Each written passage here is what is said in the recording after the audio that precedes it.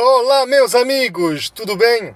Une petite vidéo aujourd'hui suite à une vidéo un peu cocasse qui est sortie dernièrement. Nous recevons ici au Portugal la visite du président brésilien Lula da Silva qui a pris le pouvoir présidentiel en janvier après la défaite de Bolsonaro aux élections. Et durant une conférence de presse auprès du président portugais Marcelo Rebelo de Sousa, il a fait le malentendant, le sourd à une question qui lui était posée au sujet de la guerre entre l'Ukraine et la Russie. C'était sa prise de position. Il aurait dit, suite à une déclaration, qu'il aurait pointé du doigt les États-Unis et l'OTAN de maintenir cette guerre et de mettre le feu aux poudres au lieu de chercher la paix. Et ce qui en soi n'est pas faux. Hein. Il faut trouver une solution à ce conflit. Et je pense qu'on n'est pas du tout, enfin quand je dis on, hein, je parle de l'Occident et des États-Unis. On n'est pas du tout dans la bonne solution. Là, c'est une guerre qui va durer dans le temps, qui s'embourbe et qui nous porte tous préjudice. Bien sûr, ce sont les Ukrainiens qui en souffrent les premiers. Mais vu le contexte, je pense qu'il serait temps de s'asseoir et de trouver une solution et de faire des concessions. Je ne sais pas lesquelles, hein, mais voilà, là, ça devient très compliqué. Hein. Enfin bref. Ce qui était rigolo, c'est que vous savez qu'au Brésil, on parle le portugais. Donc la question est posée en portugais. Il est censé comprendre le portugais. Il a évoqué un problème de son, où il a fait le gars qui comprenait rien à la question, même si le portugais du Portugal est légèrement différent du portugais du Brésil. Il y a un accent, il y a des expressions qui sont différentes. Mais la question était tout à fait compréhensible, très bien articulée, aucun problème de son.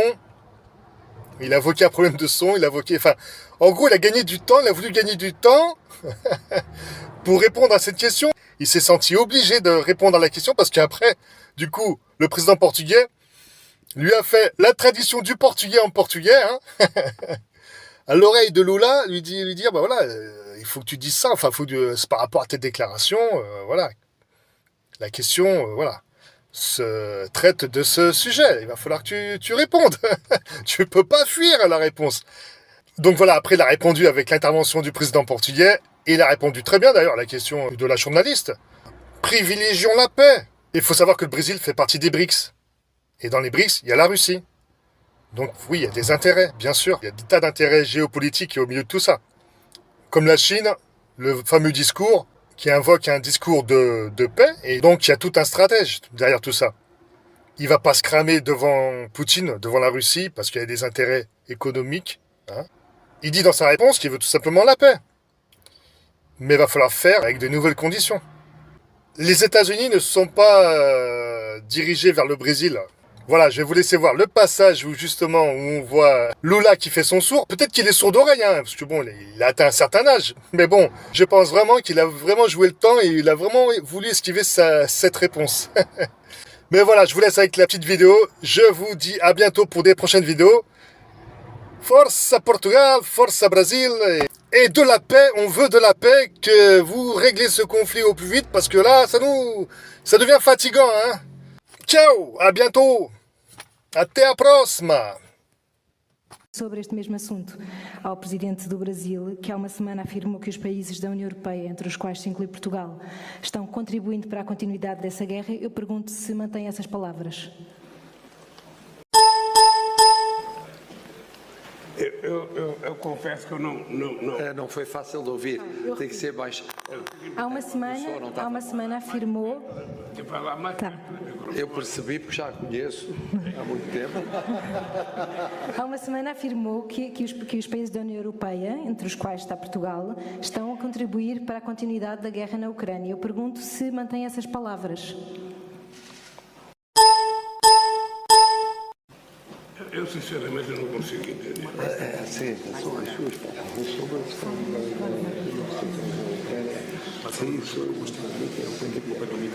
ao Brasil.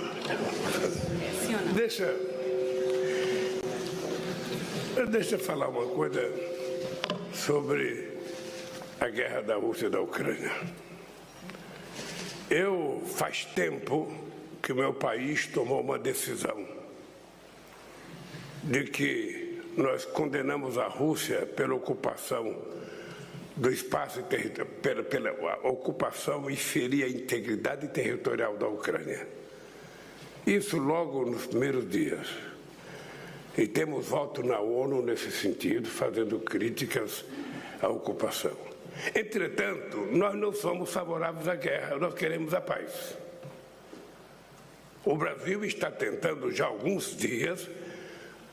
Foi isso que eu conversei com o Olavo Schultz, isso eu conversei com o Macron, isso eu conversei com o Biden, isso eu conversei com o Xi Jinping.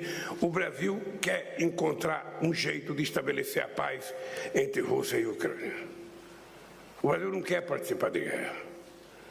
O Brasil quer encontrar um grupo de pessoas que se disponha a gastar um pouco do seu tempo conversando com todas as pessoas que prezam pela paz para fazer a paz. Eu não tenho experiência de guerra porque no Brasil, a última do Brasil foi a do Paraguai, eu não era nascido.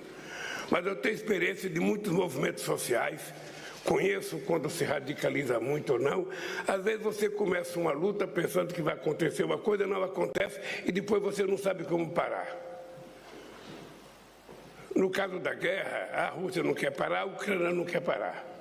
Pois bem, nós vamos ter que encontrar um grupo de países que possam formular, sabe, numa relação de confiança, a ideia de que a guerra para, senta na mesa e conversa, que a gente vai encontrar um resultado muito melhor. Muito melhor. Eu tenho certeza que será infinitamente melhor para o mundo se a gente conseguir encontrar uma forma de fazer paz.